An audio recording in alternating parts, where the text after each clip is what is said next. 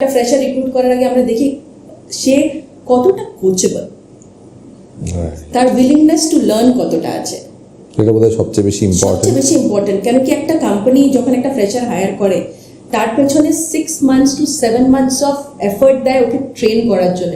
ও কিন্তু a fresher is not productive to a company from day one, right? So the company is taking a chance.